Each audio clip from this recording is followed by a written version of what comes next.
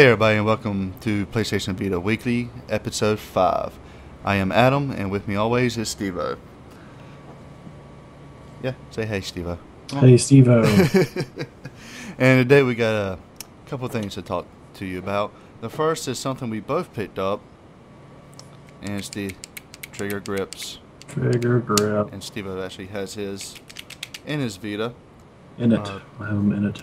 My Vita in These it. run $18, is it, Steve-O? Yep. And what do you think about them so far? I don't think much of them. The grip is cool. I like the grip. It definitely feels really good in your hand. What I don't like is the little triggers on top that actually have a mechanism that presses down on your shoulder buttons, because your shoulder buttons are covered up by this when it's put on. But these things are extremely squishy feeling, kind of bouncy, versus the shoulder buttons without this. They're very clicky. And I play a lot of Unit 13 right now, and I like the clickiness of my shoulder buttons. And these things have about a half inch of play to be depressed all the way, and you have to press them down all the way for it to trigger the shoulder button. And I don't like that because I usually press kind of lightly on my buttons, and I end up missing a shot or two here and there, and I ended up just taking it off. I'm going to look into a pair of grips that doesn't have the trigger mechanism. I know there's about 2 other kinds I saw on Amazon. So these are a pass, but I mean, Adam might think better of them than I do, but I don't care for them. Not really. These things are, first off, it's flimsy as, yeah.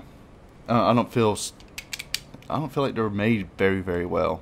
They feel nice. I give them that. And the trigger buttons, even though like I have some of the same issues you have with them, they feel comfortable though. That's one thing I got to say. It does feel really good, but I can't use it. I used them for probably about 2 or 3 hours one day, and after that, I have not put them back on. I just haven't wanted to put them back on.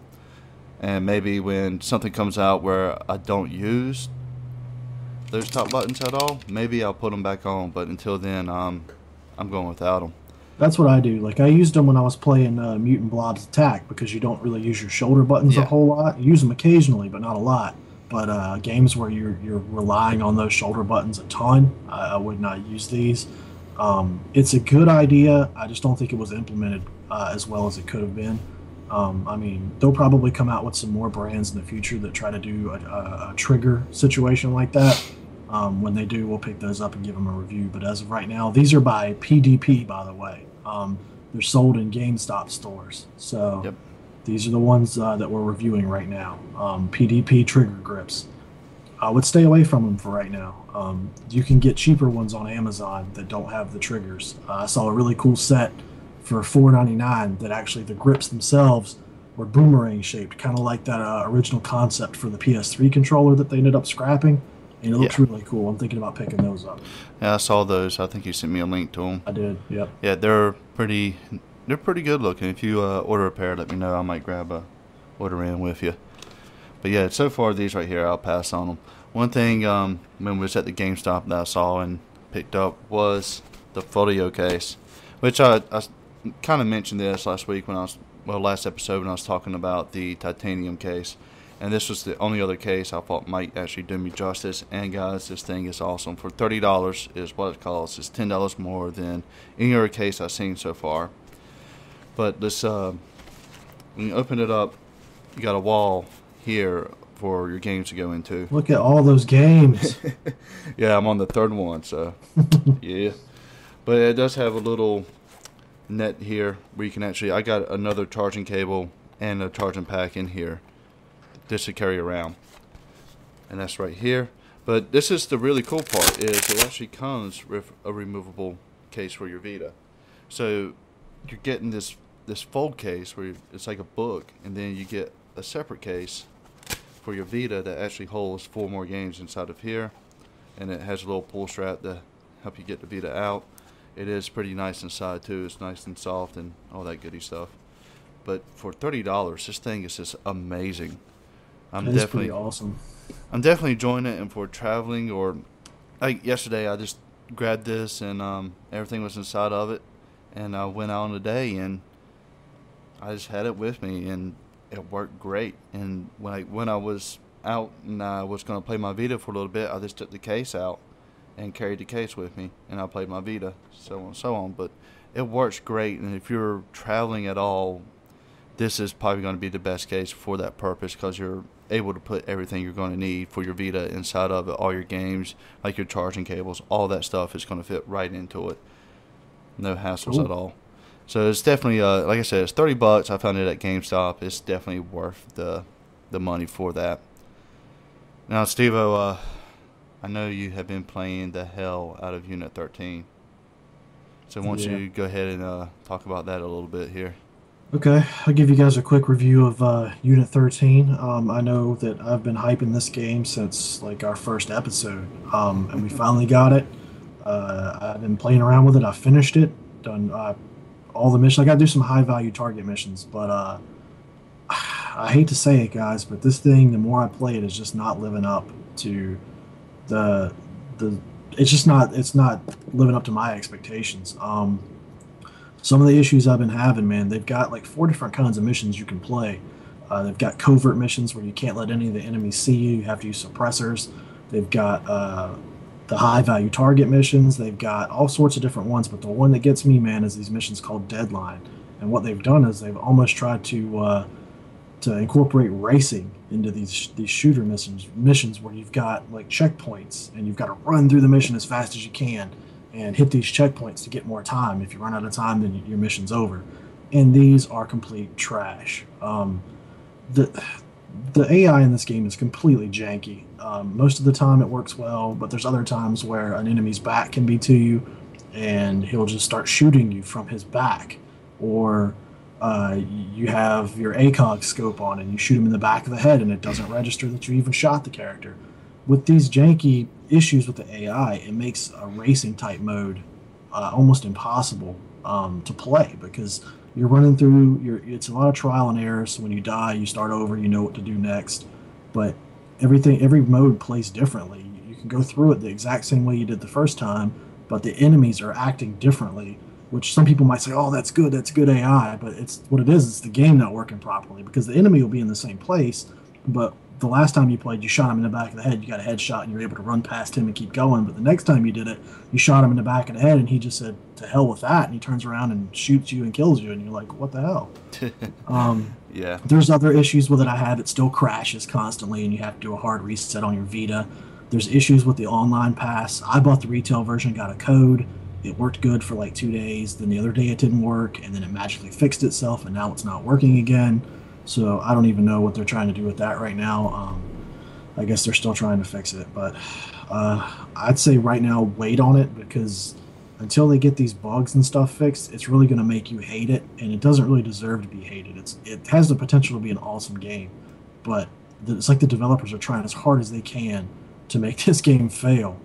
And I give it like a month, and they'll probably have like 2 or 3 patches out for it. It'll fix all this crap, and it'll be an awesome game. The co-op works pretty good. Me and Adam played some co-op. The only issue Yep. we had was that hearing the other person talk, the volume was kind of low, and there's no option in the menus to change just the voice volume, so you have to turn down like the music and the sound effects, and then crank up the volume on your Vita.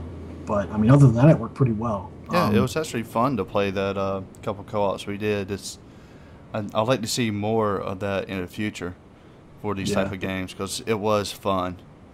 Yeah, It's, as long as your online pass is working. If your online Yeah. pass doesn't work, then you can't play in co-op. So hopefully they'll get that straight. But it's a good game. If you want to buy it now, you can probably play most of the single player missions without any issues. You may still run into that freezing issue occasionally, but the online pass thing won't really affect you if you're just interested in playing single player for now. So I would say wait, but there's still stuff you can do with it, even though it's got issues.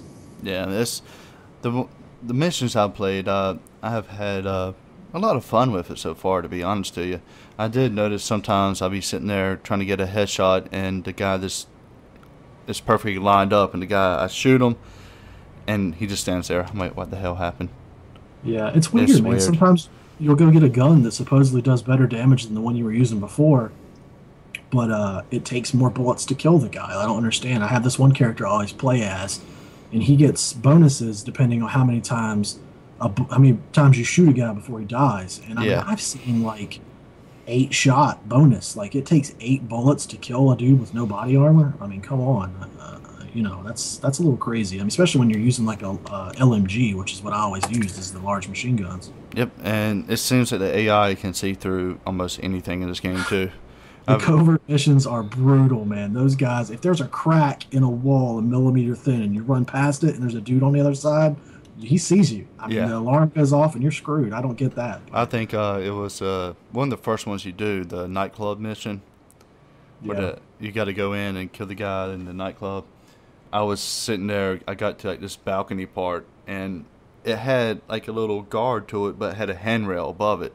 Hmm. So I went to go cover behind that, and I was already in a crouched position. I get back there, right when I go to cover, I guess somebody saw me through that little crack because there's no way they could have seen me any way else. Like, oh, he's up here. I'm like, oh, you're kidding me, right? Yeah. How did you see that? I've seen like where there's a second level to a stage, and the enemy like the indicators on your map will have a little arrow on them to let them know that they're on a floor above you. But when they're alerted, they turn into like a yellow color. Yeah. But I've noticed when I'm on the bottom floor and my character's like moving around on the bottom floor, their arrow that shows their line of sight will always be looking where my character is, and they're on the second floor. There's no way they could know where I am, but it's the game AI. It's programmed to when they're alerted to know exactly where you are. You can't run away. But he's on the second floor. Apparently, he can look through the subfloor he's standing on to see where I am with some kind of crazy X-ray goggle or something. Yeah, don't you love that crazy stuff? Yeah. So I still like the game. I can't wait till noticed. May and play some Resistance. That's my next hopeful as for a shooter game. Is that Resistance game is probably going to be awesome. Yeah, that does actually look really, really good. I'm going to mention real fast one game I have been playing a lot that's on the PSN store, which is Super Stardust. And this is just one of those games I never played. I know it has a big following, and I was hearing so much hype about it. I picked it up. It runs $10 on the store, and then they also have an add-on pack for like $7.99 or $8 more. So you can spend $18 and get that and the download content, or you can just spend $15 and get it together, which is what I did. Save a couple bucks. But this game is just amazing. It's like asteroids on crack. It is fun. You get two main weapons, and you just switch back and forth, depending on the enemy type or the asteroid thing you're trying to blow up. And it's fun. The graphics on are amazing for this little handheld game. It's like a dual stick shooter type setup. It's really fun, guys. I don't really want to say exactly what I'll call this game, but this game it's an amazing game. It's kind of weird the way they do it, but like I said, it's like asteroids on crack. It's basically what I view it as. But it's definitely worth the $15. Check it out. I probably put a good 20 hours into it. It's definitely fun. Wow.